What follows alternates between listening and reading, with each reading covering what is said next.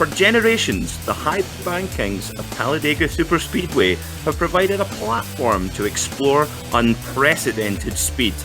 To this day, Bill Elliott's 1987 Talladega 500 pole position run of 212 miles per hour remains the fastest qualifying speed of all time in NASCAR. Today, it's the turn of the NASCAR trucks as we go racing at Talladega in memory of a musician whose talent brought joy to so many people during his short life. Welcome to the Chester Bennington Memorial 150, live here on the Global SimRacing Channel. I'm Peter Mackay, and I'm delighted to be joined in the booth by Sean Crackers Ambrose. Behind the scenes is our director Joe Peake, using cameras provided by Dougie Beard. Sean, it's a pleasure to join you here in the booth. Tell us a little bit about this Talladega Superspeedway, which I know is close to your heart. Close to my heart indeed, Peter. Great to be with you here this evening on the Global SimRacing Channel. You know, the diagram speaks for itself. There are stories from this track, under the track, on the track, outside the track, inside the track. A little place called Talladega Boulevard. 2.66 miles in length, not the boulevard. That's about half the length of the speedway, but it's 4.28 kilometers. The highest banks in NASCAR. 33 degrees here in the turns. You know, Big Bill France Sr. built this track back in the 60s. He wanted something a little bit bigger, a little bit better than his baby there in Daytona. And, well, after several failed attempts at trying to put this speedway all over the South, they wound up here in a little place called Talladega. It's in the Talladega Mountains. Beautiful little scenic area of Alabama, just off of Interstate 40 on the south side of it. And it looks like a huge city off in the hills there from the highway, Peter. But I'll tell you what, been to this track I think about half a dozen times.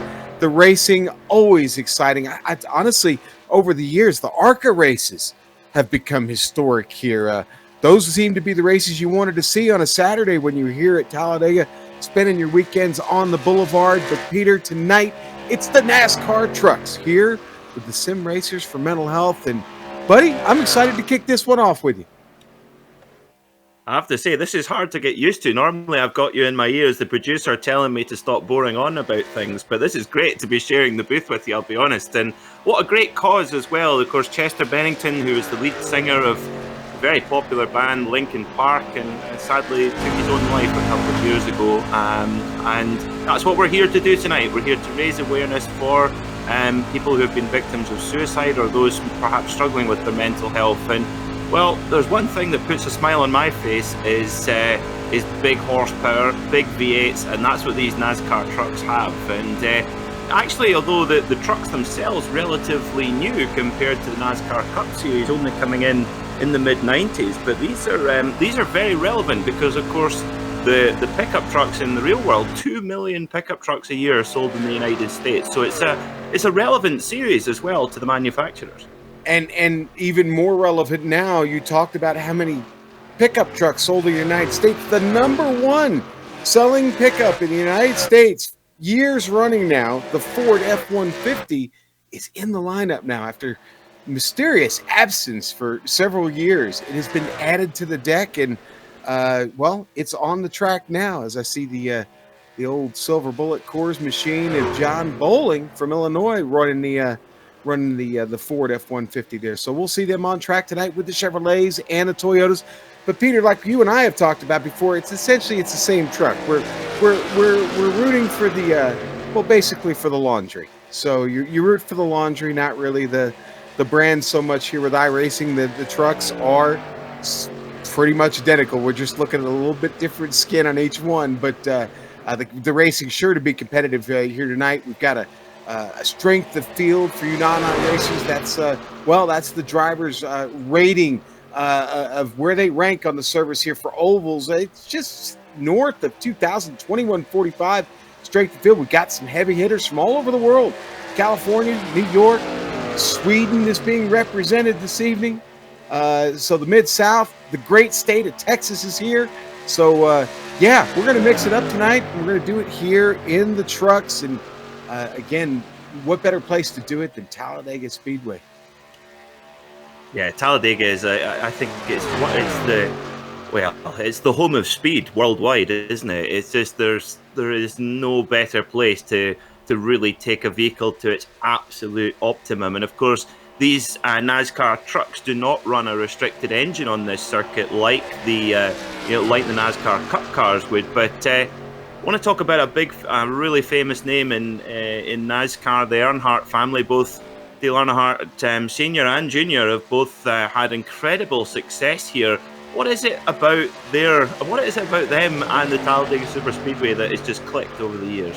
I'll tell you what, and I wanted to talk about this. We'll talk about the race details in a moment, but real quickly, this is all about knowing when to make the move, okay? Knowing where the right spot and this track is to make that move, okay? Whether that be the high line or the low line, you got to go where it's working. Rubber gets laid in over the course of the race. It isn't always in the same spot. Talladega here, it moves all over the place on a given weekend. So you got to go where it's hot, and that's what the drivers will be looking for tonight. We don't have an incredibly large field, only 17 trucks registered right now. So finding that spot, finding a partner to run with is going to be really, really important. The next thing is going to be super important, pit management. How you get on and off pit road here is so critical. We may not get to any green flag pit stops, but if we do, man, the way you get on this pit road and the way you get off it back on the track transition, very, very important. You can't afford to lose time here, especially if you don't have a partner. Yeah, as our very own Richie Hearn says, he refers to it as choosing a dancing partner, which I think is a very good way to describe it. Of course, Richie raced in the Indianapolis 500 in IndyCar, and that's what he referred to it. He says you've got to find yourself a good dancing partner to work with to get up the field. And it's hard to imagine for fans of other sports, isn't it, to be able to actually work in cahoots basically with one of your competitors. But that's also where in the real world the brand can come into play, because of course, as you said quite rightly, Sean, that these trucks are dynamically, at least they're identical here on iRacing, but of course the brand that you take to the grid is very important to a lot of people. I know quietly what your preferences are. In fact, we've not got a Honda Ridgeline. They need to get a Honda Ridgeline on. Yeah, right. We need a Ridgeline in the field. Yeah. Hey, why don't we talk about the details of the race for this evening? Go for it. Yeah, go for it. Before we get into qualifying here, of course, this is the Chester Bennington Memorial 150. 54 laps around Talladega tonight on this circuit, and it is going to be in the NASCAR trucks that we've been talking about here in the Gander Outdoor Truck Series trucks here. And it's going to be the iRacing fix setup for Talladega. I'm going to be honest with you. The draft package, not bad. This truck doesn't get very, very squirrely. But really, you got to know how to hold line a little bit, and that's going to play a big part in whether or not guys are going to be able to make moves. If you don't have a partner that can hold line in front of you or behind you, you're not going to get any help, and you're not going to be able to step out and make a move. Yeah, you're absolutely right. And I always find here the low line around Talladega really works for me. Maybe it's because I've not got the guts to go high. Probably more likely that that's the case, actually. But of course, we've got the Toyota Tundra here on screen, and also the Chevrolet Silverado to join the Ford F-150. And of course, we see that in the real world, where a lot of the time you'll see brands working together. So all the Ford trucks will work together, even if they're for different organizations, which I find is a really interesting element. Now, you've been speaking to this man, Sean, Marcus Hagman, competing from Sweden, and you're telling me he's a bit of a hot shoe. He's a bit of a hot shoe. He's been running ovals for a long time. Marcus and I met back in about 2014, 2015, raced with him in the European Stock Car Championship back in 2015, and affiliated with some great drivers. Currently drives for Jonas Force eSport. You see that livery on the truck this evening, but they're a somewhat new eSports racing team, and drivers like Linus Brostrom is on that team, and Thomas Anderson, and of course, our driver here, Marcus Hagman. And yes, I can assure you, Marcus is a hot shoe, knows his way around the oval, and he won that second championship there in the ESCC way back when. So, and it was an oval predominant series. So he's definitely one of the hot Northern Europeans when it comes to oval racing. Well, he'll be one to watch. Number 69 then, Marcus Hagman. So now we've had our free practices over. We have 5 minutes of solo qualifying where each driver has 2 flying laps. So they'll get out onto track, get the truck up to speed, and then 2 flying laps to set their times for qualification here for this Chester Bennington Memorial 150. Now, I really want to talk about the number 36 truck, Sean, because I had a very nice message today from the driver of that truck, Nicholas Reese. There it is. It's going to be very easy to spot out on track. Now, that lovely bright pink truck is running a tribute paint scheme for the Miracles for Maya charity, miraclesformaya.org. And Maya very sadly lost her life after a long fight with childhood cancer about 3 years ago. So Nicholas was a good friend of Maya, and therefore he's running a tribute paint scheme today. So big shout out to them, and you can check out what they do with miraclesformaya.org. But we're meant to be impartial in the commentary box, but I've got a soft spot for that bright pink truck there, the number 36. Little known fact, that hot pink, and that's what I call it, is hot pink. It's one of my favorite colors. So I've always been a big fan of that shade of pink. So so there's a lot of support in the commentary box for that truck. Yeah. Did you not say you would like a Lamborghini Countach in that color? I did. I believe I said that at one time. Yes. Yes. Lamborghini Countach, black trim, white interior. Yes, that would be nice. Well, for those of you who have seen Sean's wonderful profile picture that we show at the beginning of the broadcast, you can picture just how ridiculous that would look with Sean with his 3-foot-long beard in a pink Lamborghini Countach. That's a thought, isn't it? It certainly is. So our drivers are out now doing their qualifying. So sometimes in iRacing, you'll see the drivers going out and qualifying as a group, and that changes the dynamic completely. But today, we're doing the standard solo qualifying, so all these drivers they're all basically in their own, effectively their own private session, and then the times are taken. So to be honest though, here, qualifying isn't necessarily so important over a 150-mile race though, Sean. There's plenty, if you're qualifying at the back, there's plenty of time to make your moves forward. Peter, qualifying is merely a formality here, okay? Let's face it. We could roll video if we wanted to right here. I mean, the covering it is great. Certainly, you want to start at a pole, especially if everybody decides to get stupid in turn one. You want to make sure you're away from that. But if I've got my choice, I either start on a pole, and that's worth qualifying for if you know how to qualify here. Okay, if you've practiced it, you're not going to come out here and just nab the pole without a little practice. There's a certain way you do it. Or I'm going to start in the back. And if the field was bigger, I might even start from the pits. So you just anticipate and know that a caution is going to come out at some point. You keep your fingers crossed and hope that they don't get back up to you before the caution comes out. That gamble pays off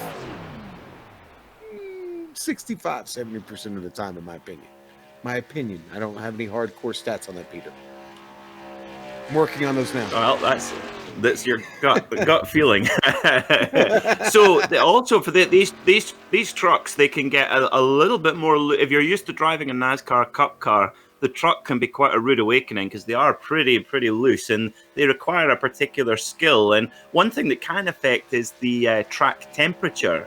So let's get a look at our track temperature today. So 93 degrees Fahrenheit. So that's relatively toasty for our drivers. And of course, one change that's been made here on iRacing is a tyre limit. It used to be that you could just dive into the pits and basically use as many sets of tyres as you wished. And in a race with a lot of cautions, then you basically every time the caution came out, you'd come in and get some tyres and some fuel. But now the drivers have got to think about it, don't they, Sean? And that track temperature, the higher it goes, the more these tyres wear out. Yeah, definitely. That's definitely the case. Now, the tires generally not a big issue at Daggett. But listen, if you're coming into the pits under caution, kind of like the qualifying effort here, and not being just absolutely critical, you take tires when you come in. There's no reason not to. The track's not blistering right now. Temperature will go up. Trying to see if they told us somewhere if there were going to be tires limited. And how many sets, and I unfortunately don't have that information.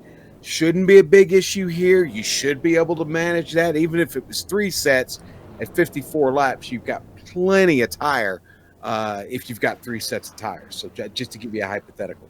Why don't we head on over to the grid, Peter? Yep, head on over to the grid. Well, I've got another point on tires when we're finished. So here's how our drivers line up then for the Chester Bennington Memorial 150. On pole position in the number 55 is Adam Sweet, and beside him on the front row will be Tyler Dixon in the 79 truck. So they're very much in the ideal position, as Sean said. In row 2 will be Sean Stevens and Presley Sora. Row 3, Scott Ricard and Jonathan Oates. Row 4 will be Johnny Brugg, watch that truck, he's fast, and Jamie Dobbs alongside him on row 4. Row 5 is Russell Cox and Travis Brightshaw. How are the rest of them looking, Sean? I get the rest, buddy. Austin Greer going to go off P11 tonight. Right next to him going to be Drew Bernardi. Starting in the number 86. Row 7 going to be Nicholas Rees. And Wesley Fuller starts 14th tonight in his number 35. And row 8 is going to be there with John Bowling and my old friend Marcus Hagen. Number 69, he'll start 16th. Row 9, Bill Kruska and Jody Banfield rounds out this 18 truck field tonight here at Talladega Super Speedway. In just a moment, we'll be heading down the Alabama Gang Super Stretch here at Talladega. Great place to watch the race from, Peter. That sounds like there's a story about Alabama Gang, but when we're under caution, we can hear some of your Talladega stories, Sean. All those that are fit for broadcast, at least. So our drivers go then, led around the high banks here off Talladega by our Ford Mustang pace car. Now, of course, the here in the real world, you would before the Talladega 500 in the NASCAR world, you would have the most famous words in motorsports: gentlemen, or drivers now, start your engines. But back in 1994, Buzz Aldrin was the man who was given the honor of giving the order to fire up the engines, and he decided to personalize it. Obviously, as an astronaut, one of the first guys ever on the moon, he said, "Drivers, energize your ground craft." Buzz, a bit of a, I guess you could say, a bit of a motorsports fan, a fan of speed in general, right? I mean, you would have to imagine a man like, well, Buzz Aldrin, who's been into space, strapped himself to a rocket. Got to be a fan of motorsports, right, Peter? Absolutely, absolutely. And of course, former Cup Series driver and very successful sports car racer Andy Lally, who spent 1 year in the Cup Series back in 2011. His description of a NASCAR Cup car is my favorite. He says it's a little bit like driving a speedboat with a space shuttle engine in it, which I'm sure Buzz Aldrin would know all about it. Yes, indeed. Oh boy. Here we go. We get ready, yeah, you see the lights are off, but you always wait for the lights to go off on the pace car. When the lights go off on the roof of the pace car, it's time to go racing, and the pace car pulls off. The field are under control, and we wait for our pole sitter to hit the loud pedal and go racing here at Talladega Super Speedway. One thing to note as well is that the start-finish line is a long way down this tri-oval area, which will play a factor late in the race. So the field under control then, ready to go racing here at Talladega. And we are green, green, green as we go here at the Talladega Super Speedway, Sean. Nice start, 2 by 2 into 1. That's what you like to see. Starting to spread out just a bit and get past 6.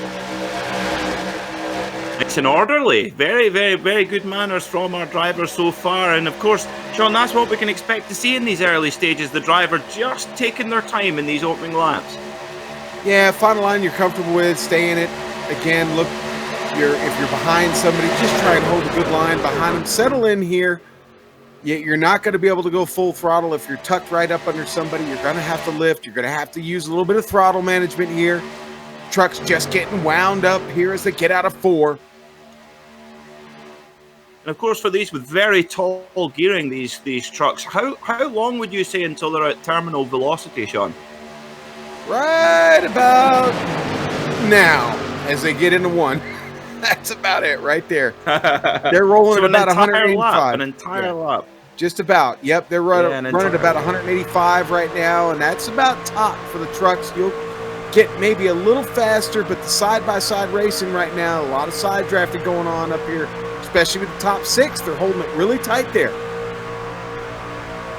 They are holding very strong, and of course the side drafting as well. All that air flowing off the side of the truck can flow onto the other truck and basically push it down and slow it down, and that's how that side drafting works. And if we're riding on board here with the number 26 truck of Sean Stevens, currently sitting at 185 miles an hour. But as you said, Sean, he will not be at full throttle because those 2 trucks in front are punching a massive hole in the air for him. And he's in a good spot there because he can just sit there nice and comfy, save his tyre, not push the tyre too much, but also, crucially, not use as much fuel as the drivers at the front, as Wesley Fuller sets the opening fastest lap of the race.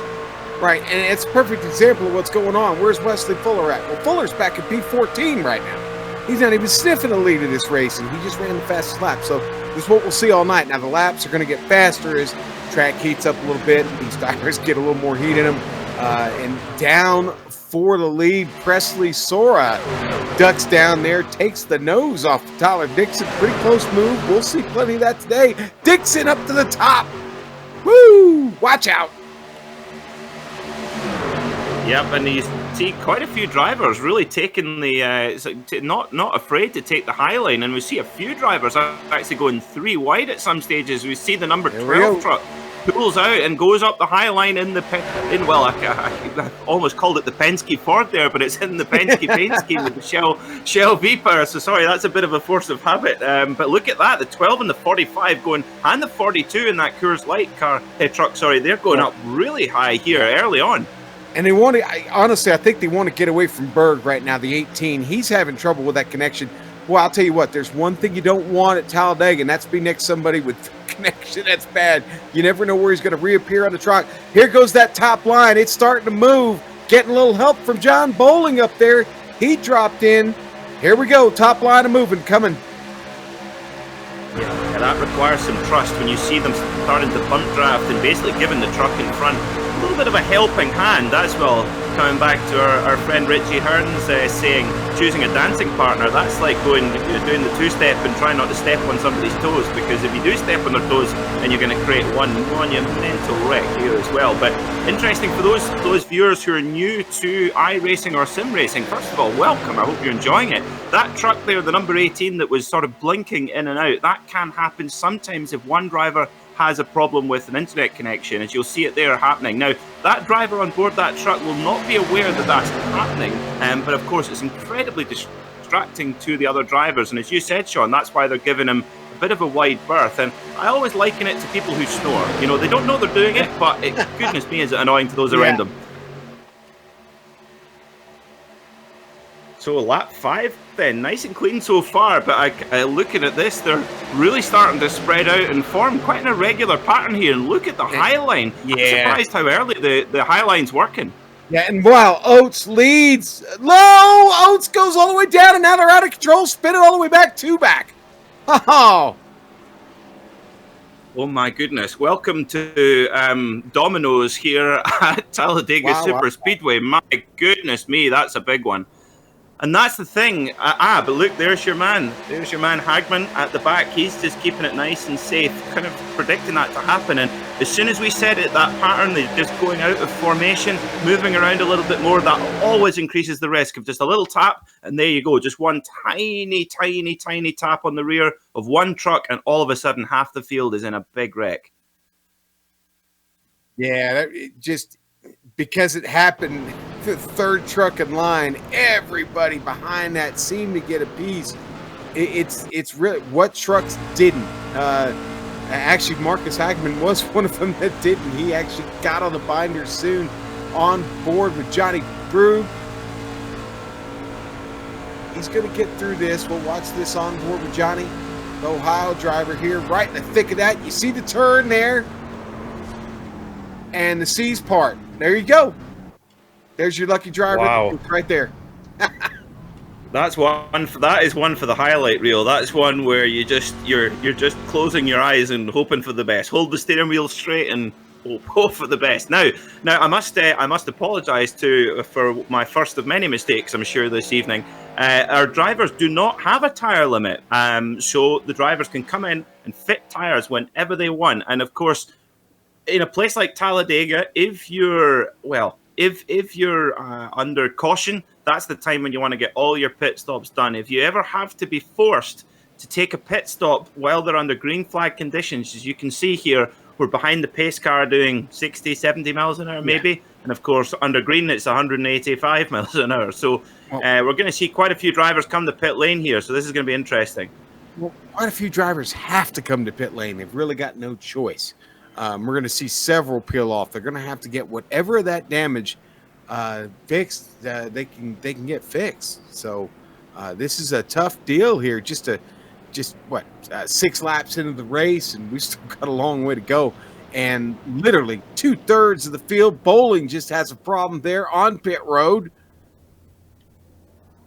Yeah, misses his pit stall there. Oh no, I think he's actually had to come out and go back round again. What a disaster for the 42 truck.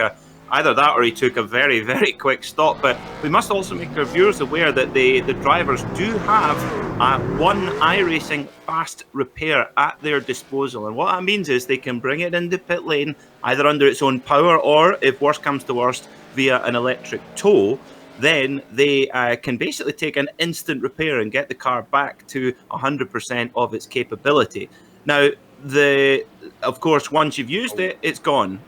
So it could be that some drivers, while we're under caution, and of course it takes a long time to bring the field round, then if the damage is relatively light, they'll keep that fast repair in their back pocket and just manually repair the damage. And you know, the damage can take, sometimes it can take 20, 30 seconds, and other times it can say, oh, you've got to be in here for 45 minutes, and that's when you need to take your fast repair. Yeah, and so, as I mentioned, a lot of drivers, only the top 4 didn't come in. So there you go. You had 14 trucks need to come down. We've still got a few on pit lane. Austin Greer, Bill Kruska, Presley Sora's still there.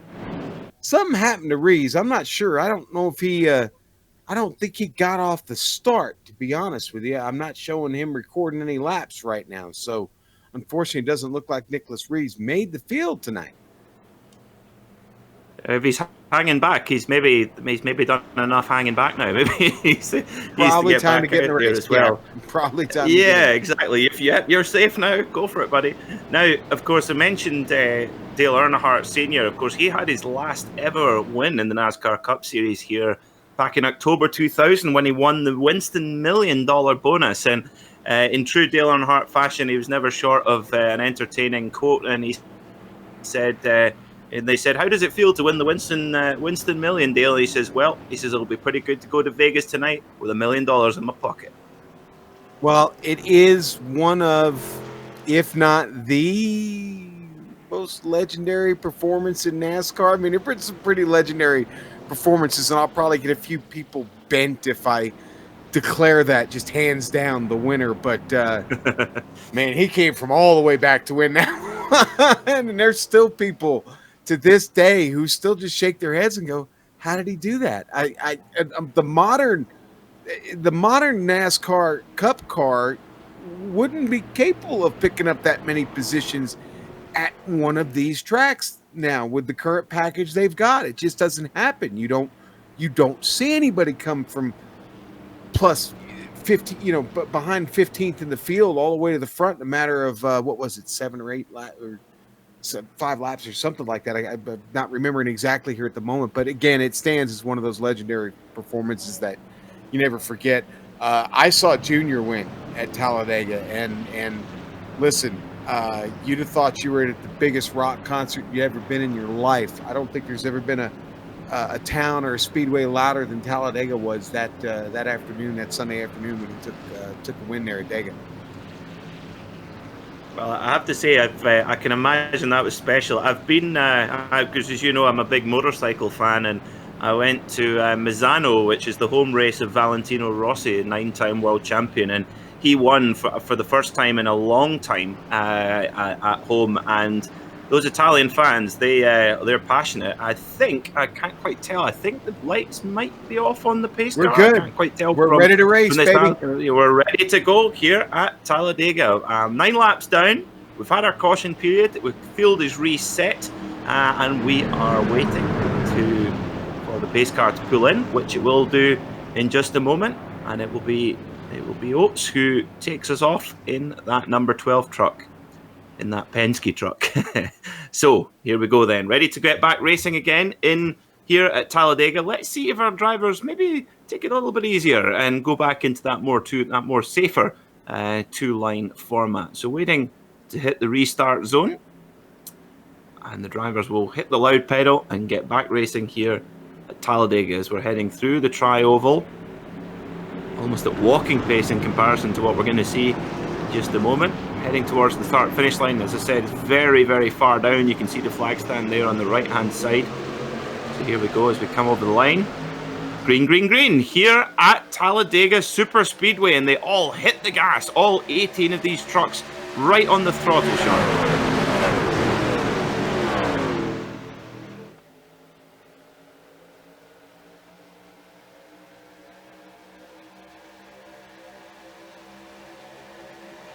Peter, I'm back. I'm here. You didn't lose me. He's back. You didn't lose me, I promise. Listen, top side starting to move here. Dixon up there, already getting a shove from John Bowling. Going to take the lead of this race now. What's Dixon going to do? He's going to drop down. He's going to leave Bowling. Hung him out to dry, all by himself. Poor Bowling helps him get to the front, and he just left him. Bowling's going to remember that late in this race. You trust me on that, Peter. Yeah, you never forget. You say, okay, but I'll keep that one in my back pocket. Okay. Of course, what that means is if you've got, like you say, that's been like your dancing partner's gone and danced with someone else, with your best friend, and your best friend, he's not your best friend anymore. He's taken your dancing partner, which is inexcusable. Never an excuse for that. As we see our drivers now go into single file, so you think they've maybe learned their lesson, perhaps, Sean? They go, oh, this 3-wide stuff is pretty sketchy at this point of the race. There's a big shove coming on from the number 12 truck, really wanting to push the pace hard here. Watch Jamie Dobbs back here. Sorry to leave the front, but Jamie Dobbs, number 91, all of a sudden got hooked up top. He's about to get a little help. The top line starting to run again here early. He's going to get some help from Bill Kruska. Yeah, no, Bill's going to leave him. He's going to head down to the bottom. Stay up there, Russell. You got some work to do. Stay up there. He's got a good partner in front of him. And look at Bowling in the 42 truck. He said, "Okay, I'm gonna use the high line as well." And you know what? That guy that just left him hanging there, he's gonna go straight past. And you never know, he might be looking at his side mirror with a one-finger gesture, saying, "Yep, told you, I'm going high line and I'm going round you." Of course, there are certain drivers, aren't there, Sean, that prefer the low line and some that prefer the high line. I'm thinking Kyle Larson. He famously is able to make the high line work better than most other drivers. Does that apply the same in the trucks? It does. I mean, listen, you gotta be a little brave to hang it out there up top. Sometimes, especially if you're 3 wide and you're on that outer line, you've got to be willing to run up near the wall. There's a little trash up there sometimes. Truck's a little bit squirrelier. It's not quite as dialed in, but I'll tell you what, on that outside line, that's where the speed can be sometimes. Loose is fast. We've seen the top line move good here early. They're coming along again, but listen, you get it. It's all about the partners here. So it doesn't matter which line you're on as long as you got the right partners, but you got to find an empty line to pass. And that's what we're doing. We're going 3 wide. Bowling getting left to the middle. This is getting tasty now as well. And this is racing like you will only see this sort of racing on a super speedway. You know, you're used to using 1.5 mile or short tracks. Oh, sorry, what did you see, Sean? Dixon had a little bit of trouble there. I think he got too much of a monster run down the backstretch, and I think that's might have been what happened, or the truck just started getting hot, but he pulled all the way down below the yellow line, let everybody go by, so Dixon falls all the way back to P16. He's out of line, lost draft. Or he's on the very tail end of it. He may still have it. Just a whiff of it. Uh-oh, yeah, he's we got to work front. really hard here. Uh-oh. Everybody's calling for a checkup. Sorry, Peter. I was just waiting for the big domino wreck there, but no, it's safe, it's okay. And look at this, look at the bump drafting going on here, and just look at that number 12 truck just disappearing backwards as the 91 hits the front. That's 91, Jamie Dobbs. You called it, Sean. There he is, making a big move, and he's been building up that over the last lap or so. And of course, as I say, that's type of racing you only get on these super speedways, where you've got to be so clever. And you know, like you say, we saw that with Dale Earnhardt Senior. Well, you wonder why they call him the Intimidator, and you just saw all the cars just jumping out of the way as he made his way to the front for his final win in the NASCAR Cup Series. But nobody making those big moves yet. But Jamie Dobbs now in the lead of this race in the 91 machine. Yeah, Dobbs got a really good run from deep back on the restart, worked with that hot top line, and now he's got some support behind him, and off and running well here, that Chevy Silverado. We got a Ford F-150 on the top side. Oh, here it comes back to the front. That would be Jonathan Oates. Yeah, so this is now, you're seeing which line's going to work here. Is it the low line? Is it the high line? Now, of course, sometimes in the super speedway racing, you'll see drivers throw blocks and basically moving down into the path of the other driver. Now, that might appear clever from inside their cockpit, but as we know, often it very much ends in tears, and it slows the whole group down. However, if you're if you're not one of the top drivers in that group and you want to calm the pace down, sometimes it can be a risk that you can take. But still, Dobbs leading the field, and of course, if you're at the front right now, you've got a lot of hard work to do, and the trucks behind you, they can take it easy and save fuel. Now that truck pushing Dobbs right now, that truck's a lap down. That's Presley Sora. Remember, now he's 2 laps down, actually. Presley, though, a good partner right now, keeping Dobbs in the lead. Got to still keep our eyes on the top line because Oates is still running well up there. He's got a partner. And I hear we may be getting an interview with Oates crew chief Daryl Hall here shortly. Might be with us, joining us. I don't know, Peter. Would you confirm that? No.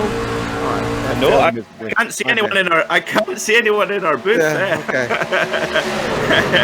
Oh, look at that, Tyler Dixon, number 79. So he's obviously got onto the back of the draft. We saw him drop back a few laps ago, but he set the fastest lap of the race. So maybe just being in that just that little bit more shoulder room for him. He's got the draft, but he's got a little bit of room. There he is on the top line. Look at that. And all of a sudden, he's nearly back in the lead of this motor race. So he dropped off, nearly losing the draft completely. 2 laps later, he's near the front. That's Talladega for you, folks. Welcome to Dega, where all the action happens and most of the trucks are still in the race. Actually, all the trucks that started the race are still in the race. Again, Sora, the truck up there that's 2 laps down and giving that tremendous push to Jamie Dobbs right now. Sora been involved in a little bit of controversy this season in the Sim Racers for Mental Health races. He's had a couple of dust-ups. But right now, playing nice. Wants to get those laps back. Oh, and the 05 of Scott Rickard steps way out of line. I think he got a little loose there and went for safety, Peter. Yeah, of course, you've got it. That's a good place to do it there. You can bail out on the apron a little bit there, but you've got to make sure that you're back on the banking before you coming on from the apron onto the banking is, well, that's a surefire disaster. So when you're coming down the back straight, if you make a little mistake, it's a good place to, as you say, bail out for safety. But look at this, we've got another 2 very separate lines emerging here. Oh, that's cheeky. Oh, yes, it was very cheeky indeed. That was very cheeky. Wow. What were we talking about? Blocks? Oates comes all the way across 3 lanes. That's what we call one of them Spirit Texas lane changes there. That's a 3-lane change in on the interstate there in Texas, sir. Well, we call them Audi drivers here in the UK. Oh, okay. Oh, I'm familiar with them. Or BMW drivers, they do it too. But it's funny. You're talking about the highway manners, and you see someone who cars you up on the highway. It happens here on the racetrack as well. It's the same type of manners, and we saw that from the number 12 truck there. Just, as you say, a 3-lane switcheroo, and that could have ended up in a huge wreck very easily. Fortunately, everybody doing this with a little bit of skill here so far. Sora a little bit out of shape there. Had to get out of it. Caused the truck to get a little loose, and then they're loose. And up in the wall, the 91. Dobbs is in it. I think Dobbs has just got away with it, Sean. I think he missed it by a whisker, but he might have taken damage just off camera there. But he's back in the throttle, but no yellow. That's strange. Get a replay of that. Driver's already talking about long race to go. You're going to see the number 91 here up on the top side. Jamie Dobbs going to get into it hard, and then he gets hit. And was that the, I think that was the 45 that hit him? Might 42. have been Austin Greer. It was a 42. Okay. John Bowling just moved straight into the side of him. He moved to the right and just clipped him straight away. It was a strange one, actually. If you look at the number 42 truck here, just checks him on the side. So he's on the bottom line, that red Coors truck, and then just moves up high, and then bam, there you go. Yeah. And that just sets off a chain reaction. And I think what happened there for Bowling basically was Sora got loose in front of him. He reacted to it, and then of course it causes that chain reaction. Dobbs keeps that wounded truck out there. Going to keep plugging away with his Chevy Silverado and hope for a caution flag here soon.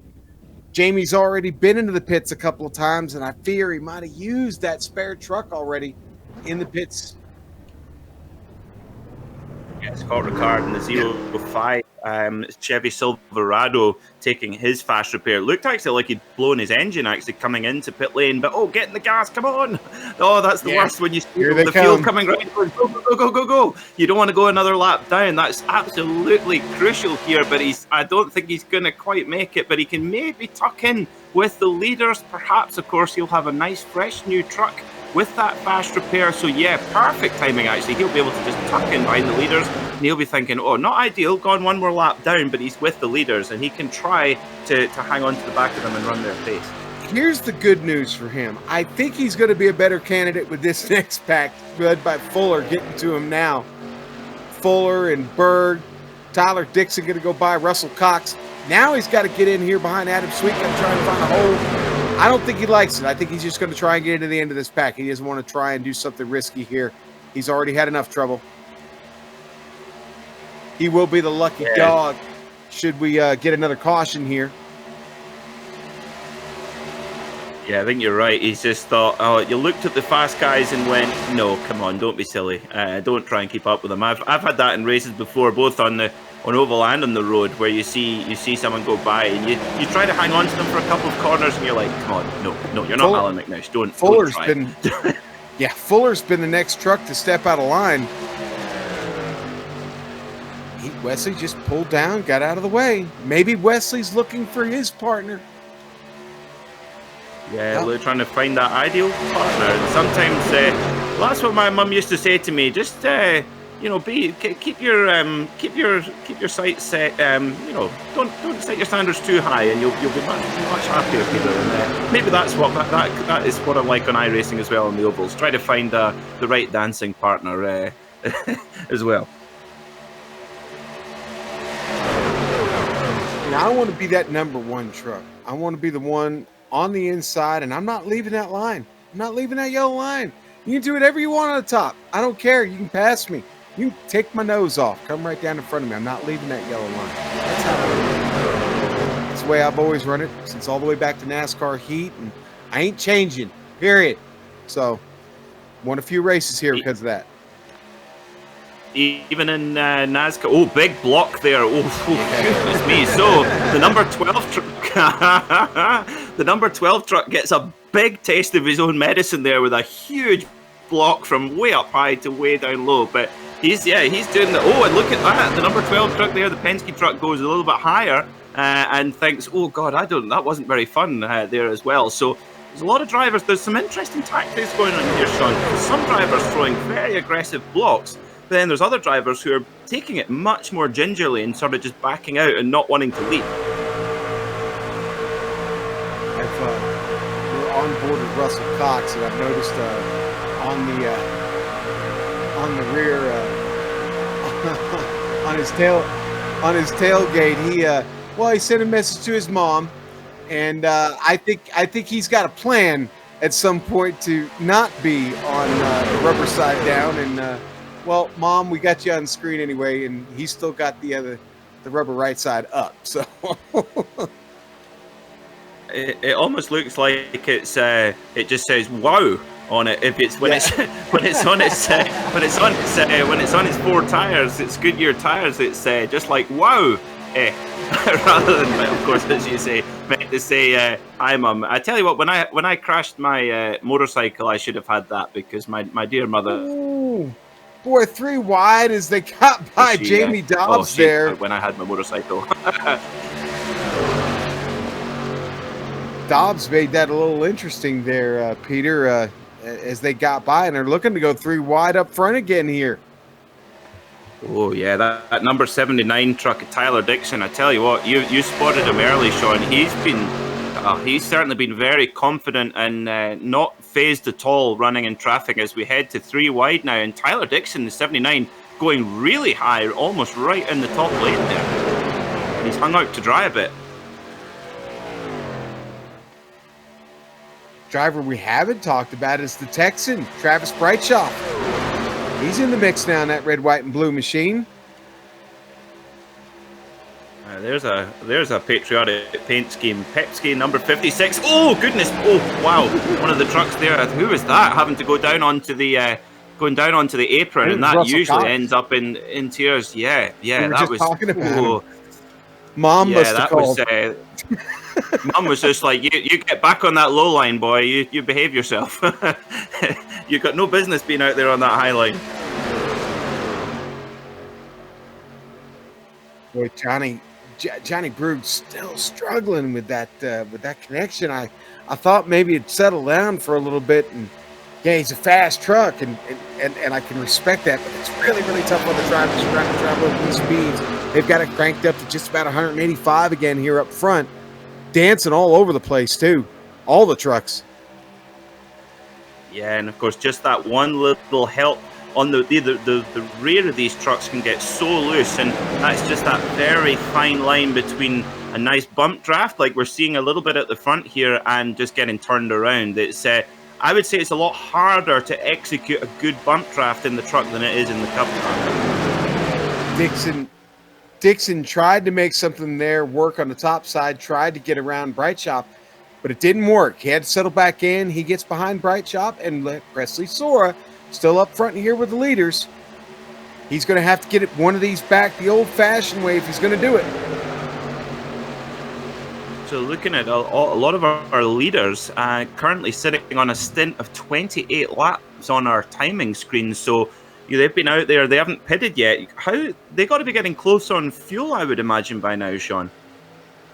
They're going to have, in my estimation, I think they're going to have about 5 to 6 more laps. They don't get a caution here. They can go full out. And remember, we had one caution, so they saved a little bit of fuel there with that. Guys were probably playing with the gears a little bit, running on high gear, trying to save a little bit of fuel. But yeah, that window's probably about 5 to 6 laps away, so I'll have to watch the leaders, see what they try to do. Remember what I said in the beginning and how very, very important pit management was going to be. I didn't think we'd see a green flag stop, but it looks like we may get one. So here we go. And Sora is going to have a big decision to make. Does he go in with everybody? Does he be the trendsetter? Does he stay down there on the bottom line? Because if you're really thinking about a pit stop anytime soon, well, you're in the right spot to do it, Presley. That's where you want to do it from, is from that yellow line right there. Yeah, and for the drivers who have had to do a little bit more of the leading, let's say, they're the ones who are going to be burning up a lot more fuel. Those drivers that have been smart to just sit back in the pack. I'm thinking of, 11th place of Hagman there. He's only 1.6 seconds from the leader, but he's probably been saving fuel that whole time. So you called him early. He's there in 11th spot, so he's not having to do all this really harsh battling at the front, which is really aggressive in places. But they're the ones, they're going to be burning up tires and fuel at the front of this field. And if you've been hanging back, taking it easy and playing a long race, well, that if we have to pit under green, that's going to make it. Now, Bright Chop and Bowling have an option here, okay? They've actually got they're about I think right now they're about 6 laps better, 6 7 laps better than the rest of the trucks in the field. Okay, they actually came in for a pit stop. They got fuel, so they've got a few more. They'd be great partners to stay out on track. Let these guys get sorted out, get their pit stops in. But if Bright Shop and Bowling want to work together, get on the radio, might not be a bad plan. Bowling, though, making a run at Sora. Had to go all the way down below the yellow line. He got checked up, almost caused a huge incident there. And then look who drops in. John Oates says, hello, I'm taking that spot. Oh, big run here. And that's you can see that was a great onboard shot there with our camera from Dougie Beard and our producer Joe Peak. Just a really big rub there. And here comes another one as well. And have to say this, what's it like for you as a driver, Sean, when you get someone bump drafting you behind? Do you say, oh, thank you very much, let's keep going? Or are you like, hey, come on, that's not very polite? Well, okay, first of all, you got to be able to take that, right? You got to be able to handle someone pushing on you like that and not let it upset you. They've got to be able to do it well. If they're not doing it well, you're going to get on the radio and say, you know what, back off. Or you're going to get out of the way and let them go. Okay, one or the other. Because you're going to wind up wrecking. And you want to wreck with, 22 laps left in this race. So you hope that they can push well, and they know when to push. You can't push around this track every inch of the way around. It just doesn't happen. Looks like they're all coming in. Oh, everybody except the 59. He's going to stay out. Cox is out, and John Bowling is around in the middle of the pit road. Oh, that was lucky there. All the other drivers doing a great job to avoid John Bowling as he goes in. He goes over the pit lane. He goes into pit lane broadsiding in his 42. Now, of course, he missed his pit stall last time around, but he finds it this time. So all of our drivers going in, they'll take 4 Goodyear tires and a big old tank of American ethanol to get these cast iron V8s and all that 650 horsepower running to the finish. And I would say that given that some of these drivers, they're coming into the pit lane for the first time, even if we run green to the end, that's them fueled up to the end now. Stevens gets out clean, and it's just not enough distance for it to matter. They're all going to catch up to him. The thing is most of these drivers all came out pretty close together. It's Bowling that really messed up, and he is going to lose this draft for sure. He's going to be a man out there on an island all by himself. I'm afraid that's going to be really, really hard for him to overcome unless we get a caution. Russell Cox stays out on track now. Russell had a few extra laps to give here, but he's not going to have a partner. That's the problem. That's what I worry about here with poor Russell. He's got Scott Rickard on track with him now, but Rickard's on a different cycle, and I just don't know if he's going to be any help to him. No, of course, if you're running around on your own at somewhere like Talladega, of all places, it's kind of like running with about 100 less horsepower, really, than you're in the draft. It's a completely different experience, and you just simply cannot run the same lap time, can you, Sean? Yeah. No, you can't. Now, he's going to get in behind Rickard, going to try and follow him, try and pick up a little speed, but it's 2 trucks. It's 2 trucks, and Rickard is at the very, very back of the lead lap. No, I'm sorry. Rickard's a full lap down now that I see this. But yeah, Russell's going to hold this lead for a little while, but it's the battle behind him. That's the battle for the real lead of this race, coming down with 20 laps to go at the line.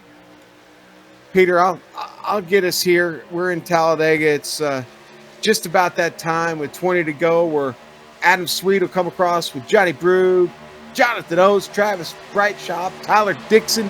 Let's drop that virtual disco ball out of the ceiling, baby. 20 to go. It's time to boogie here at Talladega. Let's get this party going. Here we go then. It's almost like we've had a restart there in a way as we head over the stripe. And to be honest, Sean, this is just impossible to call. We've seen so many drivers making their way to the front, and they all have strong pace. And like you said, Johnny Brugge, he's been relatively quiet so far in this race, but we know he's got winning pace. He's won here before in the Sim Racers for Mental Health group. And yeah, all these guys in that top group. And you have to say that the discipline in these trucks has been really, really good. And we've only had a couple of wrecks, and of course one of them not actually bringing the caution flag out. So plenty of green flag running, and really that's what we want to see. You want to be, for our viewers, they want to see green flag racing. They don't want to hear us waffling on and under caution. And that truck that was in the wreck, Jamie Dobbs, just down pit lane to get his 4 fresh Goodyears and fuel. He makes a perfect stop, and not only that, takes his fast repair. Unfortunately, Jamie's too far behind the 8 ball at this point for it to make a difference, but he's got a good truck again. Maybe he'd go out there and help somebody if he gets in the right spot.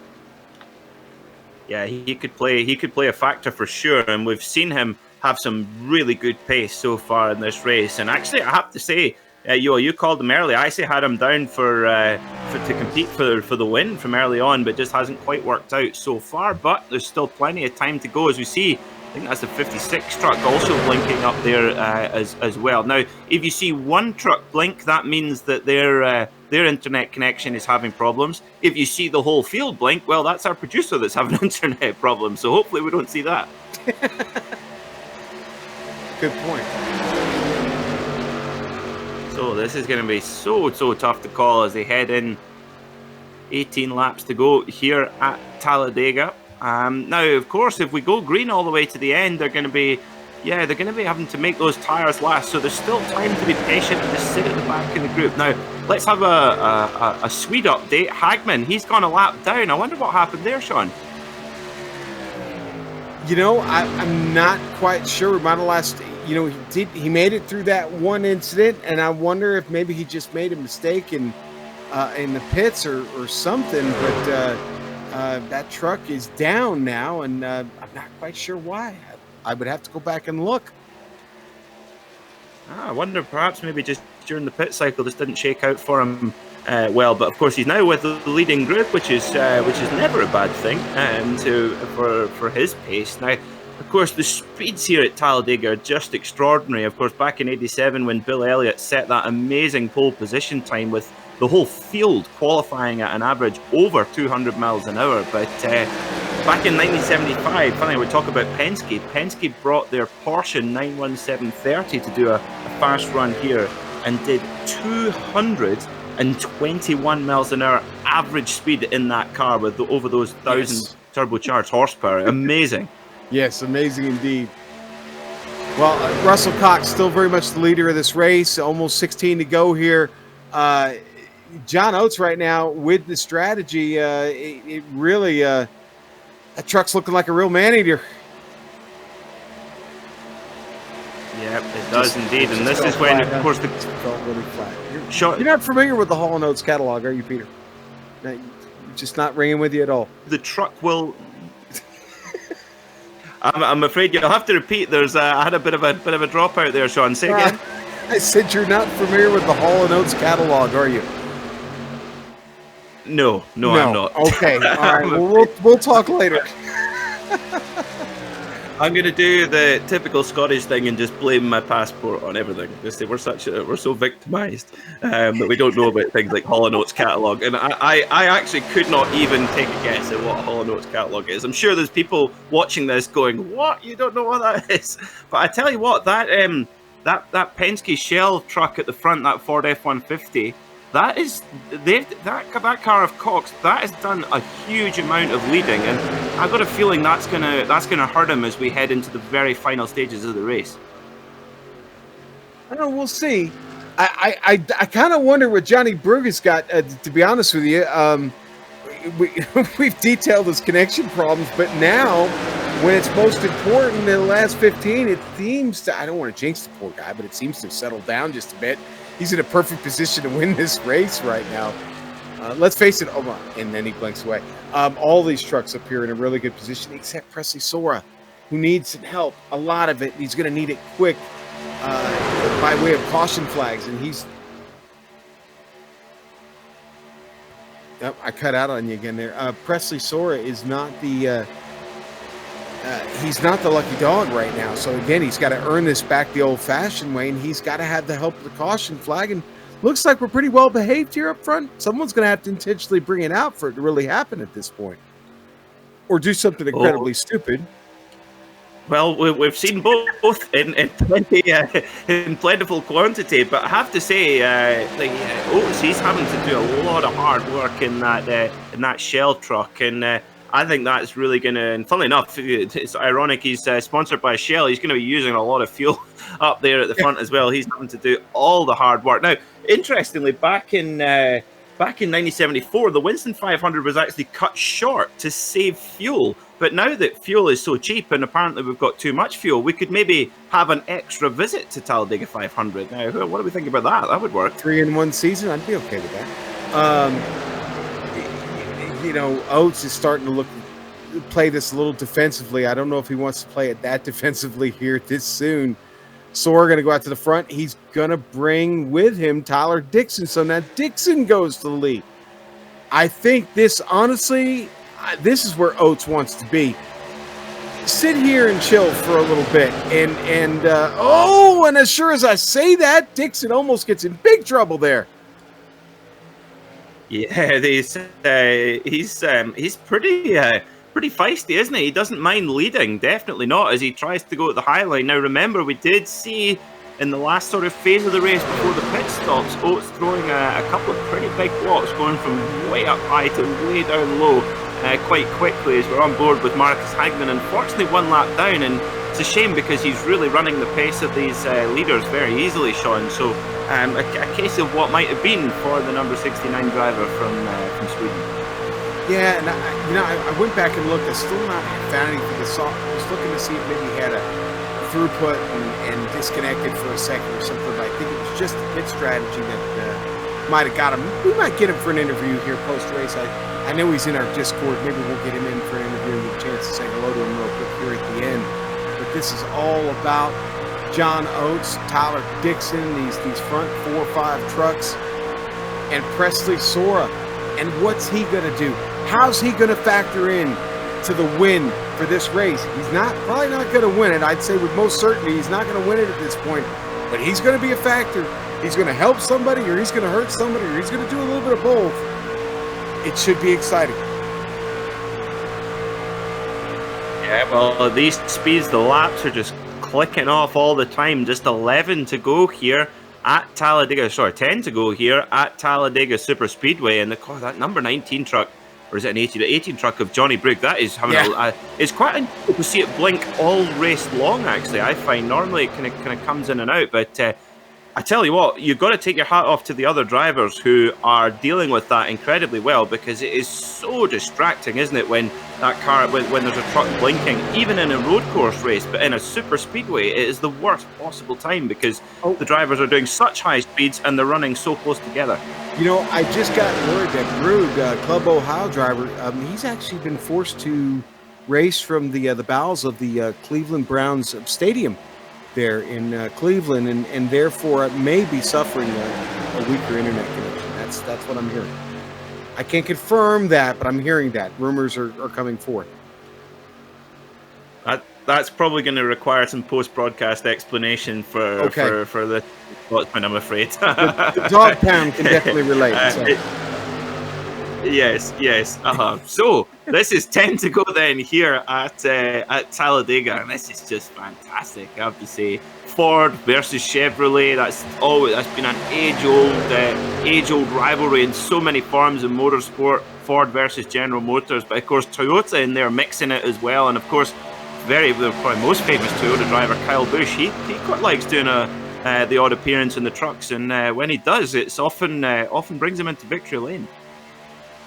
Right now, we've got a good mix up here. We've got 3 Chevys, a Ford, Presley Sora in a Ford of his own. I think you got to go back a little bit for first Toyota. Actually, I think Hagman,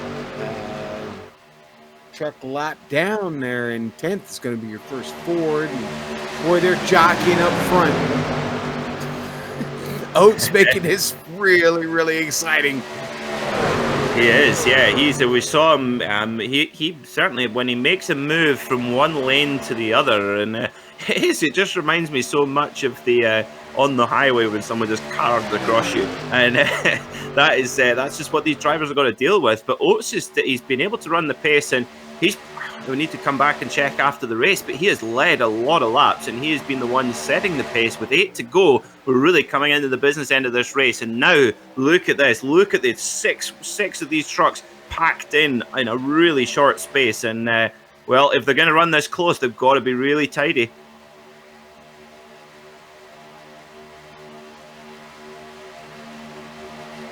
Peter, I'm trying to, and I don't race as much as I used to, and watch out. 55 in a bad spot. Adam Sweet all the way down in the apron. You don't want to be there. He's holding it there. He's going to lose several spots, but he holds on to the truck. Great job, Adam Sweet. I don't know why you did it, how you got there, but you did it. But Peter, my big concern right now is does Sora need to be in this race, or does he need to get out of line and drop back and let these guys race up front? It's a tough decision to make. He's trying to get laps back, but we've come down to 7 to go here, and boy, it's one of those things you got to think about. You wonder, is he you don't want him to destroy this battle at some point, and but he could be working with a teammate out here. We don't know. He may be here specifically to help somebody win this race, so we'll see as things play on. But right now, it's John Oates tucked up under the bumper of that Andretti Autosport. Was he in an F-150? F-150, that's right. Yeah, Ford's out front, so let the conspiracy theorists run wild that the Ford, being new to iRacing, is faster than the Toyota, which of course it is not. These trucks are identical dynamically, just different shapes. They're just a different body on top of it. So you can have a Ford body, you can have a Chevrolet, or a Toyota. Unfortunately, you can't have a Honda Ridgeline, which is a shame, but you never know. We're working on it. There you go. We'll start an appeal. Bring the Ridgeline to iRacing. There you go. I think Arca's going to have a Ridgeline series. Oh, cool! That'll be cool. So six laps to go then, as we come along the back straight. Now, just one little mention about Adam Sweet there. When he came down onto the apron there, he made it look very easy, being able to gather that up and get back on the banking again. But believe me, it is not easy at all, is it? The truck gets so loose, and it really doesn't like being put up and down from the apron. No, I have no idea how he held on to that. I'd love to ask him, to be honest with you, because really that was amazing. He held it in there and made it look pretty good. It's almost like he found a fast run. Obviously, he lost the spots, but here he is back in the thick of things again as we ride on board here with Adam and that media clutch number 18 in front of him. Well, that's ironic. He needs to get a hold of his media. Look what's happening, Peter. Sora has gotten out of the way. Sora has acquiesced, said, "I'm getting out. Boys, go have fun. Go racing." That's a gentleman move right there. I had a feeling that it's probably going through his head at some point. It's like, I'm at the front of this battle, and it's go time. Yeah, you got to understand. Yeah, you're right. From his point of view, he said he didn't want to give up, and you can understand that. But then, as you say, with 5 to go, he's thinking, okay, I've taken it as far as I can go. And look at this, 3 wide at Talladega. Yellow. What's happened here? I heard the famous words that I can't officially say on air, but starts with O. You fill in the second word. And then it was on, and here we go for the replay, and it looks like poor Wesley Fuller got dumped. Fuller just got. Oh dear! You call it. I'm gonna let you call it. What happened there? So the 42. Oh, that is. Yep. If you've ever heard of the saying "getting dumped," there you go. That's a perfect demonstration of it. The 42 truck. Yeah, world class dump there, and that's. Of course, when we going to the dump, that means like you're going to take out your trash, and well, oh goodness, same thing here. Oh, yeah, that's a big old dump there. Oh my, we shouldn't laugh, but yeah, that's just the most perfect demonstration of how to dump someone in the wall, which of course you should never do. That's incredibly naughty. 4 to go then. This has changed the complexion of the race completely all of a sudden. Everything we've known about this race is now out the window. John Oates was singing "She's Gone, Baby." He was on his way to a win, and well, now he's got to race his way into a win here. I believe we are green white checkers here for Sim Racers for Mental Health. I believe we've got one. I'm trying to remember what we did the last race. Maybe it was more than that. I'm checking. I'll get confirmation of that here in a moment. Okay, so while we wait for that, we see our drivers come round the. Now, do we see if one or two of the drivers they're maybe just selling the dummy? I just looked away there for a second if they went into pit lane, but obviously it's quite obviously very late on in the day. But now, Sean, all the drivers they've got to get their yeah, we did with quite a few drivers coming in and taking some tires, perhaps just wanting to if they can stay on the lead lap and have fresh tires. Well, that changes everything. Yeah. You're going to have to get through guys to get to the front if you're that far back in the pack. It's going to be a green-white checker situation. So good luck with that strategy. I don't think these guys that have been up here leading that decided not to go in, I don't think they're going to just let you come through. There'd probably be a little blocking going on. It's probably going to result in another another caution flag. But you know what I mean. So trying to see on the green-white checkers. I'm still not able to see if they had put that in. I know the last event we did, it seems like we had at least one. So we should be in good shape here with one green-white checker. We won't finish this race under caution. No way. No one wants to see that. You want to see a fast finish. And especially here at Talladega, we should also remind our viewers, Sean, is that here the stripe is so far, somewhere like Daytona, quite a similar track, the stripe isn't right in the middle of the tri-oval, kind of where you would expect it to be. But at Talladega, it's much further down. Of course, when the trucks came here last year, there was a really controversial finish where the driver who won on the road, I think it was Johnny Sauter in the Ford, he was actually stripped of the win because he went down on the apron going through tri-oval to take the win, and actually the Chevy of Spencer Boyd actually inherited the win. So watch out for that when we head to the end of this race with the stripe being so far around the tri-oval.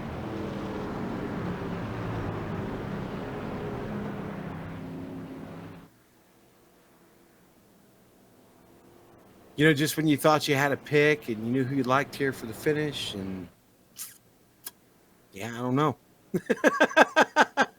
Yeah, I don't know. It's like betting on it's like betting on horses. It's everyone likes to think they know how to pick them, but nobody does really. Let's be honest. They're wild animals. They do what they want to do. So 3 to go. We see all of our drivers. Oh, lights are off on the pace car. The Ford Mustang pace car. The lights are off. We're ready to go here at Talladega once more. 3 to go. Three green white checkers. No, we've got 3 green white checkers if we need them. Okay, so we will not. This will be the first. We'll this will be the first attempt right here. This is going to be green white checker 1 of 3. Okay. Sorry, folks, for all the confusion, but we've got it sorted now. So here we go then. Lights are off on the pace car, and we will be ready to go. And of course, now, Sean, it's gloves off. No waiting, no hanging back. It's just no holds barred. This is just going to be a brawl going to the end. And here at Talladega, it's going to be fantastic. It's McGregor, Khabib, all over again. Here we go. Let's do it. Yep, like you say, Brugge, he's there. Oates, Dixon. Every time I say Dixon, I think, it should be IndyCar. we're running with Scott Dixon, our Ganassi driver. Yeah, I know you're a bit of a fan of Mr. Dixon. Dixon's Dixon. He's an amazing driver, absolutely amazing driver. He's driven everything. He's won in everything as well. Amazing guy. So, of course, it's. Lights are off on the pace car, but at this speed, it takes quite a while to get around Talladega Super Speedway. Is the sheer size of the place. You see the pace car lights go off, and you get a bit excited. But I've knocked out 2 chapters. I've knocked out 2 chapters of War and Peace in this caution period right here. I thought I'd read it again. Oh, you right now, but you can put your book down now because we're about to go. Yes, we racing are here at Talladega. 3 more laps to go. Here we go. So it will be Oates in that Penske Ford F-150 shell scheme, who will lead us off with Johnny Brugge right behind him in a very, very sweet position, ready to go to the line. So as we come around the tri-oval then, not at the start-finish line just yet. Again, that would be where it is, but green here at Talladega, and Johnny Brugge already just showing a little bit of an eye there. So down we go then. Johnny Brugge still blinking away as they head off down the front straight. Really making it tough on these guys here, but Brugge going to keep his foot in it. It's all he can really do at this point. Dixon with the slight edge up there up top. Oates trying to hold down the bottom. It's all he can do. He's stuck with Brugge. He's got no choice. Brugge going to go up to the middle. It's getting crazy. Dixon all the way down to the bottom. There goes the high line. And there you go. Look who's in front of it. The high line.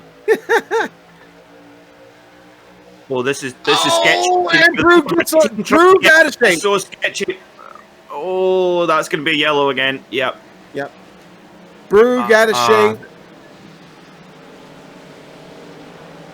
And didn't hit anybody.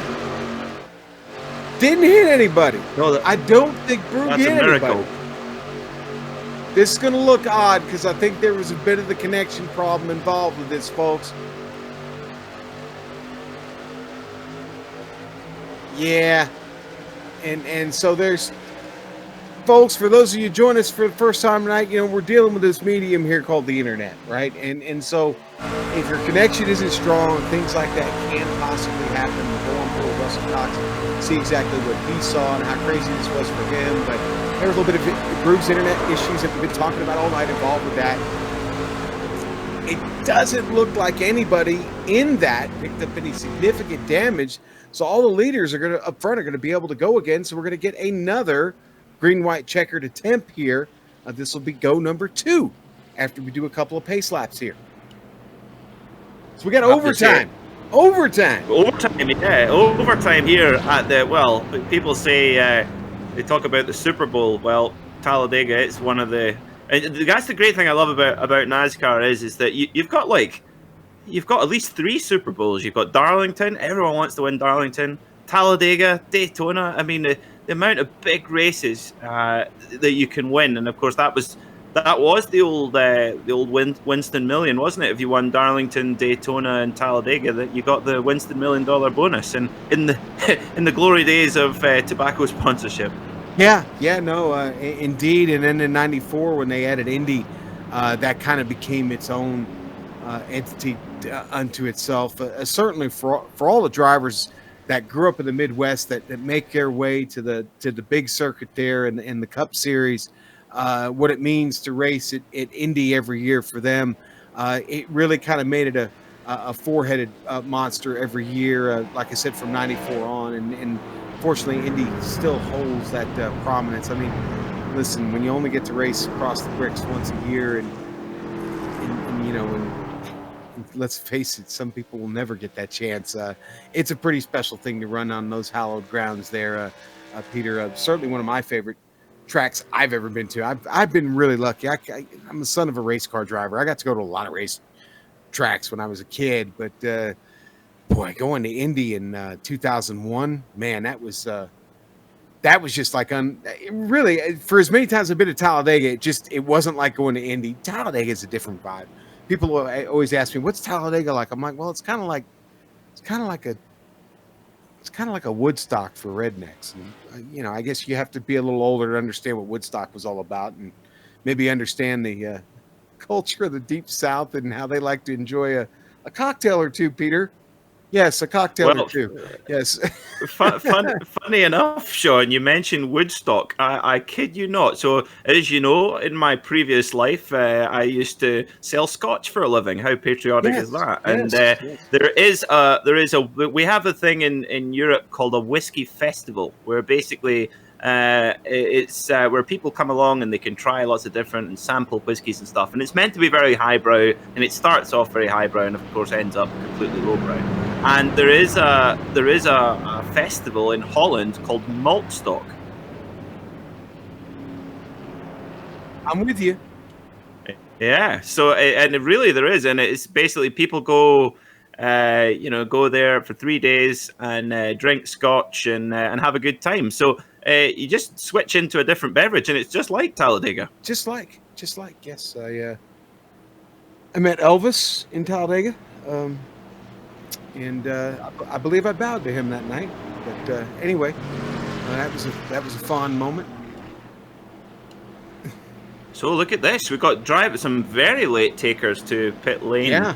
It's the number 42 truck of John Bowling, and I think that's the 91 of Jamie Dobbs as well, coming into pit lane, taking maybe a splash of fuel, perhaps. Quite unusual there. Just looked like a very quick stop there for the 42. And for that 42 truck, he's just been into pit lane one too many times. Yeah. Of course, made that mistake early on with that with missing his pit stall and had to go around.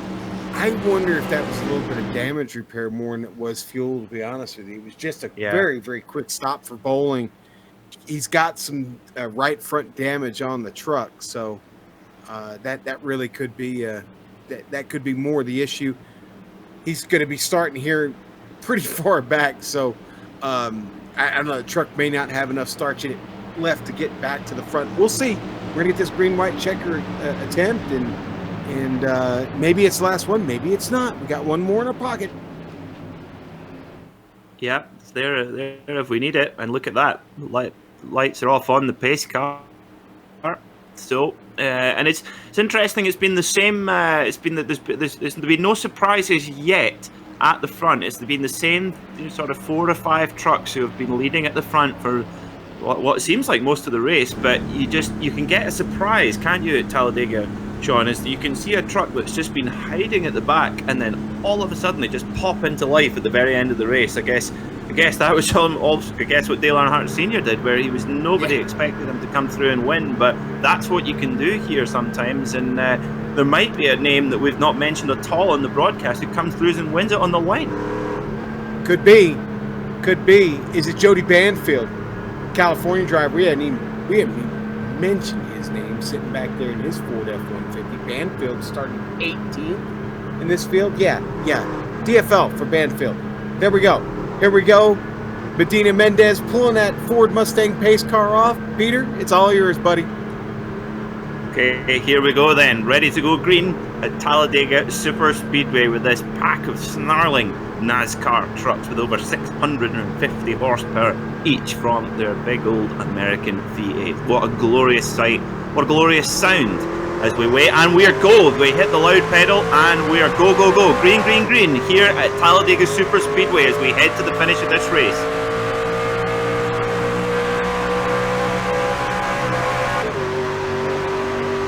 Yeah, the slow truck's already dropping back out of this. You can see him back there really falling off, but already up front they're looking to go 3 wide. Adam Sweet loves that top line. He's going to try and take it all by himself. Has he got enough steam to get up there and get in front of Dixon? Oh, watch out. Oates loose. He's getting way too much of a shove from Jody Banfield. Oh, it's getting spicy now, isn't it? I tell you what, for Adam Sweet, it's a good job he likes the high line because he got shoved out there. Oh, big block. Huge block there. Oates messed up. Isn't it? Oates messed up. He was down on the apron. He was losing it, and Dixon took advantage of it. Now Dixon goes back up top, almost takes out Sweet. I think Dixon had a big moment there as well, got very loose, and look at the field of checked up behind him. And for Oates, he's got with 2 to go here. We're about to take the 2 to go, so now white flag next time. Sorry, no, white flag now. We're on the final lap here at Talladega. Here we go. We finished this round. Oh, they're all over the place. Oh, huge ones. But that's Dixon versus Sweet. And look at this, Dixon on the bottom in the 79, Sweet up high. Oh goodness me! That's as we head round the final turn, then heading towards the oh my goodness me! That's a huge block there from Sweet. He's going to get a big shove from Dixon. Dixon goes up to the high side. We're about to head over the stripe, but we've got the whole tri-oval to get through first. Let's see if anyone tries to get cheeky and use the apron. Big block there, but I think it's going to be. Is it going to be Sweet as they head to the line? Oh, I think. Oh, did Dixon just get it on the stripe there, or was it Sora? It was Sora. There you go. Sora. Where did he come from? Well, he got his lap back on the caution. Up front, stayed on the top line. They all wrecked below him. The 98 Presley Sora comes from downtown in this race as we get a slow motion. Oh, you got to feel for the 55 of Adam Sweet. He's probably got his fist in the air going, yeah. And then, oh my goodness. Just nipped him. Oh, wow. Just nipped him. Sweet was just trying to close the door on him, and in doing so, loses just enough momentum for Sora to clip him. Right there, just by a bumper skin.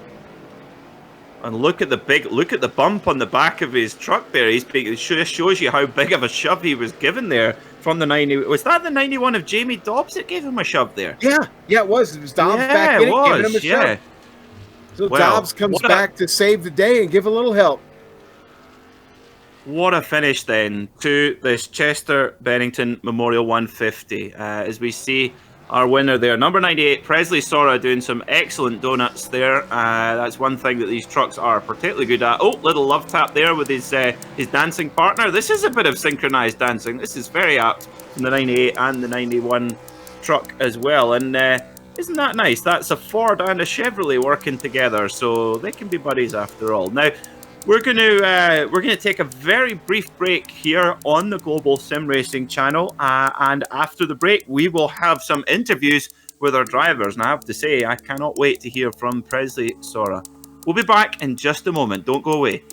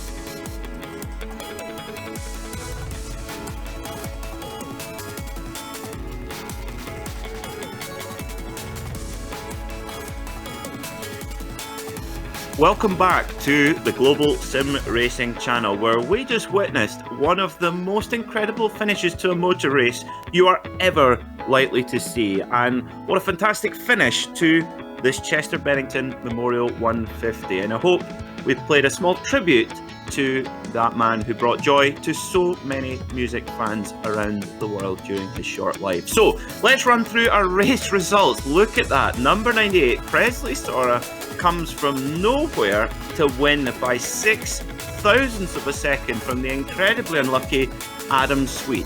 In third place is the 79 of Tyler Dixon. Fourth was Wesley Fuller. Fifth was Sean Stevens. And look at that, sixth, Marcus Hagman, our Swede in the field. And number 69 truck gets it home in sixth position. Johnny Brugg in seventh, our blinker of the day in the number 18 truck. Eighth was Jonathan Oates in the 48, after leading the race for so much of today's action.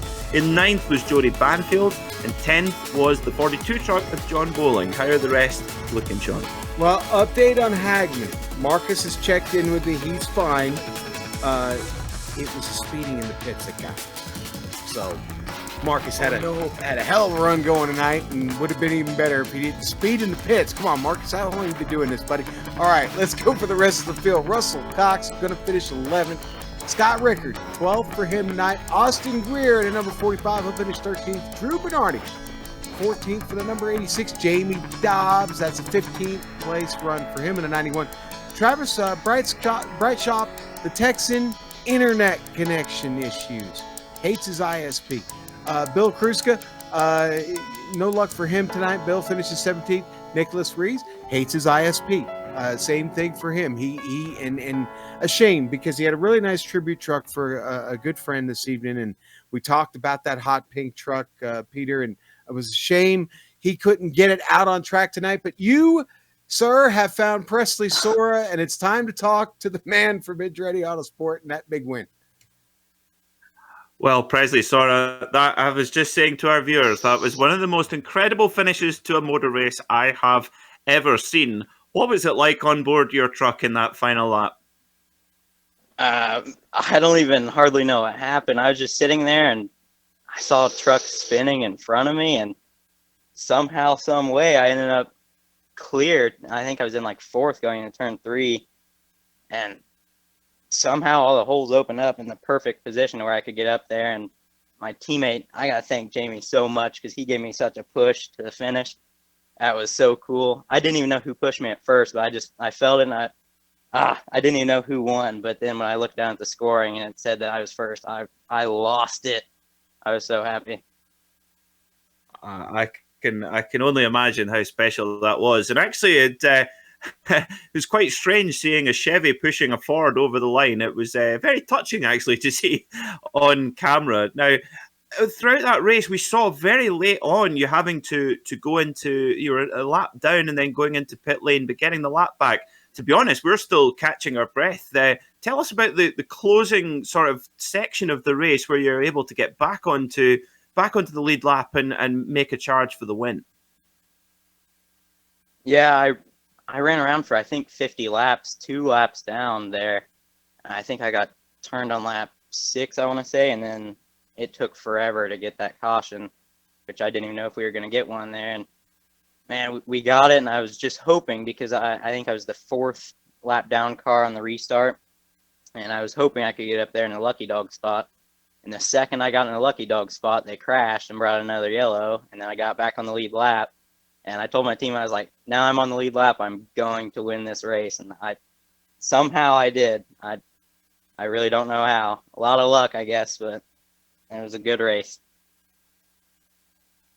Well, as I say, you make your own luck. It's thoroughly deserved, Presley, and well done on winning this Chester Bennington Memorial 150. Before we let you go, and while you're live here on the Global SimRacing Channel, I'm sure you've got a few people who you want to give a shout out to. Yeah, so number one, again, Jamie for that insane push coming to the stripe. And then the sponsors on the team, RTD, Max Vast, Competition Auto Body. My truck, this is the first time I've run that paint scheme ever. And I'm starting off at a good record, 1-0, so that's pretty good. I'll take that. But the truck looked great. I got to thank Lawrence Shaughnessy for making the paint scheme, which, again, looked amazing. And just everyone on my team. And in about, looks like 11 hours, I have the 24 to run. So hopefully we'll do pretty good in that and maybe come away with a win in that tomorrow. So it was a great race.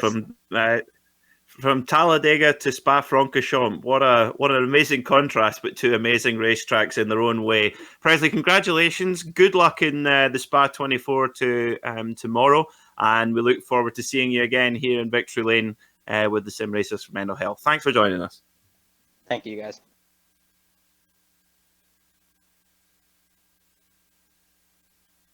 Okay, so next up, who do we have next? We have Tyler Dixon, who is with Sean Crackers Ambrose.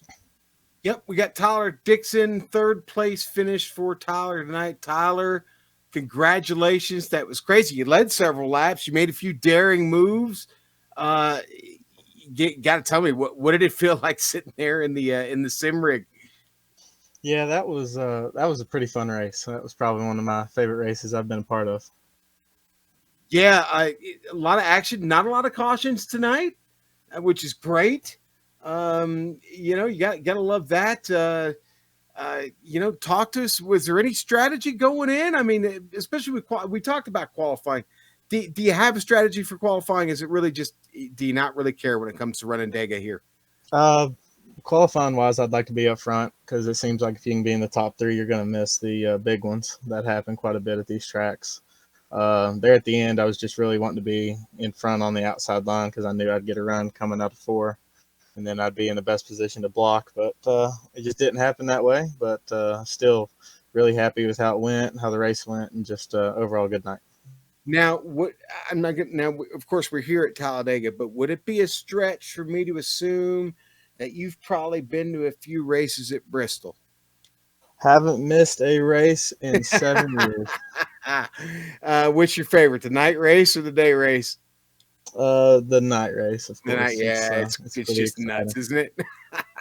Yeah. Oh yeah, it's something else. You're up there in Virginia, and I have a feeling you're not too far from it. I saw you were from Blacksburg, and I certainly know that part of the country pretty well.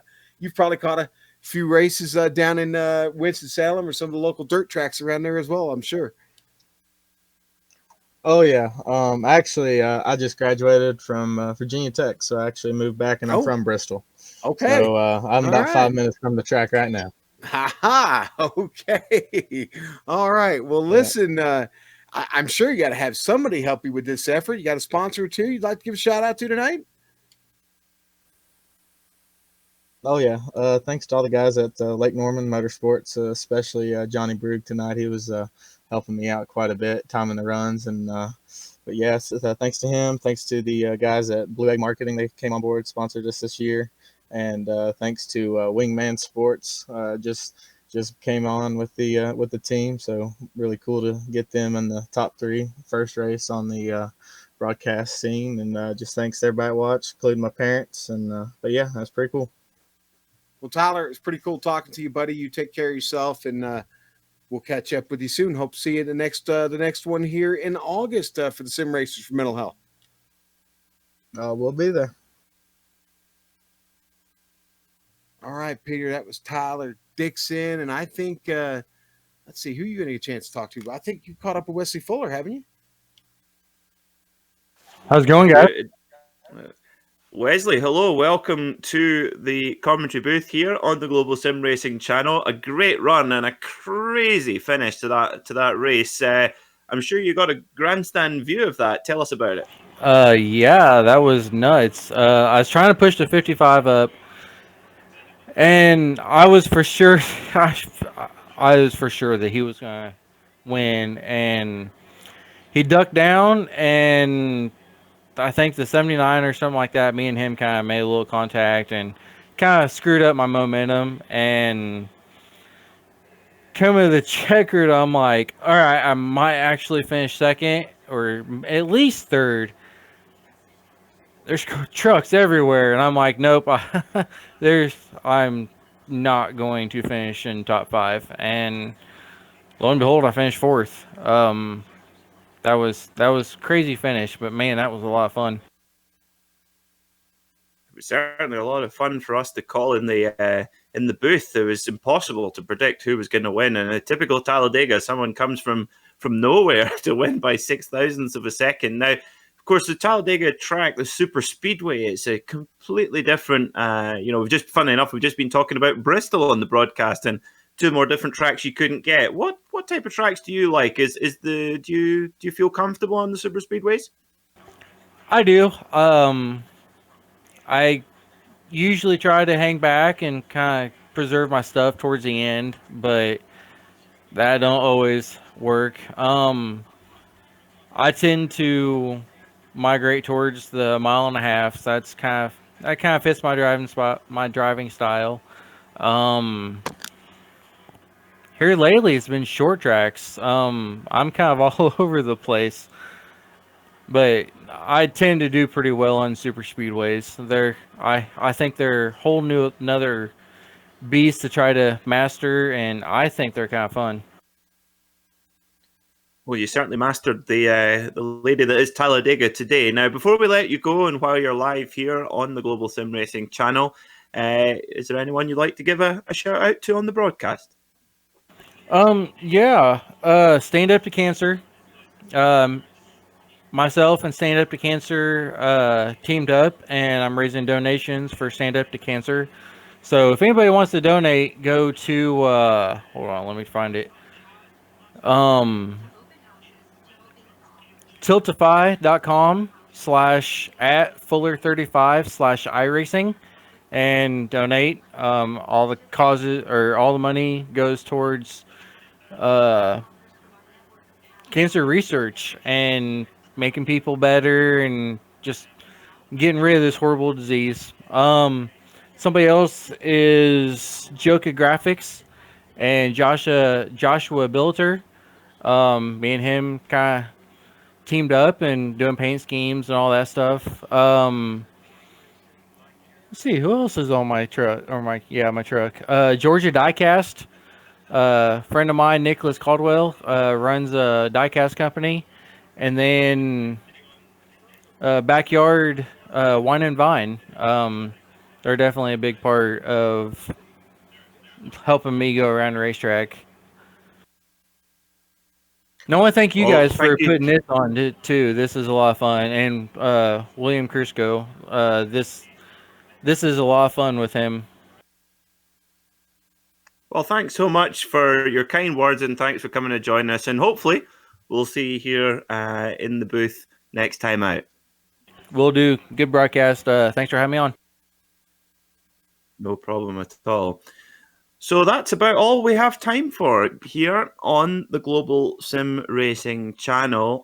Most of all, I want to thank Sim Racers for Mental Health for all that they do and all of these great events that they arrange that we broadcast here on the Global Sim Racing Channel, with each race raising awareness for different mental health conditions. And today, in honour of Chester Bennington, we've been raising awareness about male suicide as something that affects more people than you'd think. And if you're at home and you're struggling, you're not alone. Speak to a friend, pick up the phone, whatever you need to do. Also, if you see a friend in need, don't be afraid to help them out. There's always an alternative. So thanks to our drivers today for putting on such a great show and putting a big smile on our faces here in the commentary box.